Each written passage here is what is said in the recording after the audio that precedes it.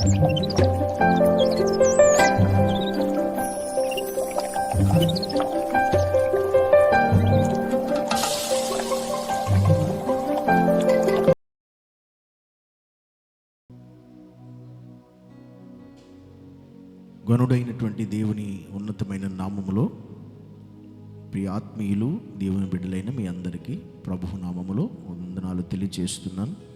దేవుని పరిశుద్ధ లేఖనాన్ని ఈరోజు ధ్యానం చేద్దాం. యోహాను రాసినటువంటి 2వ పత్రిక 1వ అధ్యాయము 3వ వచనం. సత్య ప్రేమలు మన యందుండగా తండ్రి అయిన దేవుని యొద్ద నుండి, తండ్రి యొక్క కుమారుడగు యేసుక్రీస్తు యొద్ద నుండి కృపయు కనికరమును సమాధానమును మనకు తోడగును. దేవుడు ఈరోజు మనతో మాట్లాడుతున్న ప్రముఖ విషయం సత్య ప్రేమలు. ఈ రెండు మన యందుంటే తండ్రి నుండి కుమారుని నుండి మనకి మనకి తోడుగా ఉంటాయని వాక్యం చెప్తుంది. ఏంటి అని అంటే సత్య ప్రేమలు మన యందు ఉండాలి. సత్యం ఏంటి అంటే మన జీవితంలో సత్యం ఉండాలి. రెండోది ప్రేమ ఉండాలి.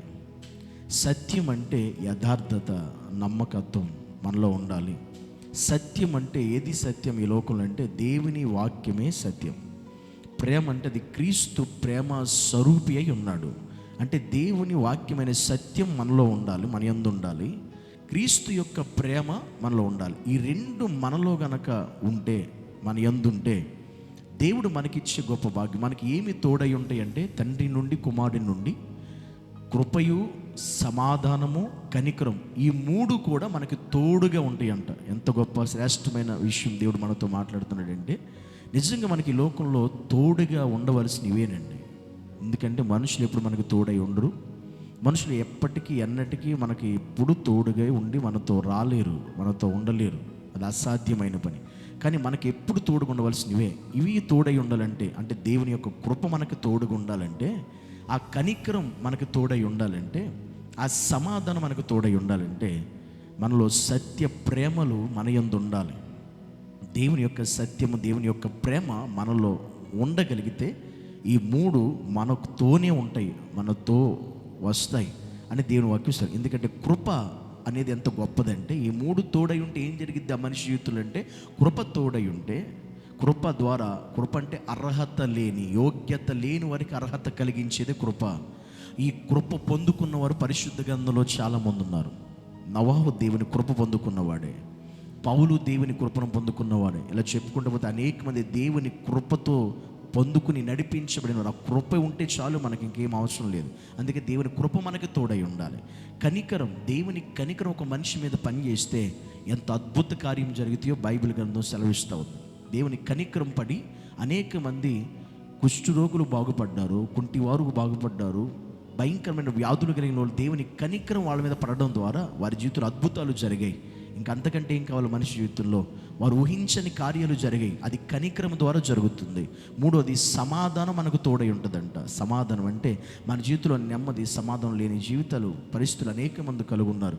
ఆ సమాధానం కూడా మనకు తోడుగా ఉంటుందంట. ఎప్పుడు సత్య ప్రేమలు మన యందు ఉండినప్పుడు, నిలిచి ఉండినప్పుడు ఈ కృపయు కనికరము సమాధానం, ఈ మూడు మనకు తోడై ఉండి మనం నడిపిస్తాయి. ఇవి మనకు కావలసినవి. కృప, ఈ మూడు నిజంగా ఒక మనిషికి ఈ భూమి మీద తోడై ఉంటే ఇక ఆ మనిషికి అంతకు మించి ఏమీ అవసరం లేదు ఈ భూమి మీద. ఈ మూడు చాలు ఆ మనిషి జీవితంలో ఏవైనా జరగడానికి, ఎంత అద్భుతంగా ఆ మనిషి నడిపించబడ్డానికి. అందుకని దేవుని సన్నిధిలో ప్రార్థించేది, నిజంగా మనలో దేవుని సత్యము ప్రేమ నిలిచి ఉంటున్నాయా?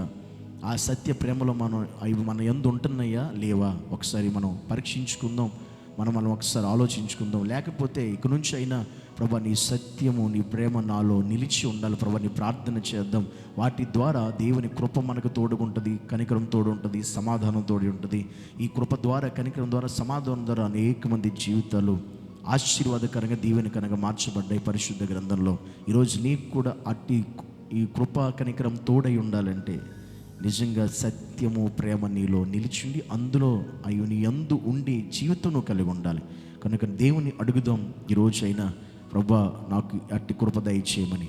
అందరం కూడా కళ్ళు మూసుకుందాం. పరిశుద్ధుడైన తండ్రి నీకు వందనాలు అయ్యా. నీ సత్యము, నీ ప్రేమ నా యందు ఉండేటట్లుగా సహాయం చేయనైనా. ఎప్పుడైనా ఏ పరిస్థితి సత్యముగా నేను నడవాలి, సత్యముగా నేను జీవించాలి, సర్వ సత్యంలో నేను నడిపించబడాలి. నీ సత్యము, నీ వాక్యం అనే సత్యము నాలో నిలిచి ఉండాలి. నీ ప్రేమ నాలో కనబడాలి, నాలో ఉండాలి ప్రభువా. ఆ రెండు నా యందు ఉంచి, నీ కృపను నాకు తోడుగా ఉంచు, నీ కనికరం నాకు తోడుగా ఉంచు, నీ సమాధానం నాకు తోడుగా ఉంచి ప్రభువా మమ్మల్ని నడిపించి నీ నామ ఘనత కొరకై ఈ లోకంలో మమ్మల్ని జీవింపచేయమని, ఇవి లేని ప్రతి బిడ్డలకు కూడా ఎవరికైతే నీ కృప లేదో వారికి కృప దయచేయండి, ఎవరికి నీ కనికరం కావాలో వారికి నీ కనికరం చూపించండి, ఎవరికి నీ సమాధానం కావాలో వారికి నీ సమాధానం దయచేయమని ప్రార్థించి వేడుకుంటున్నాము తండ్రి. ఆమేన్.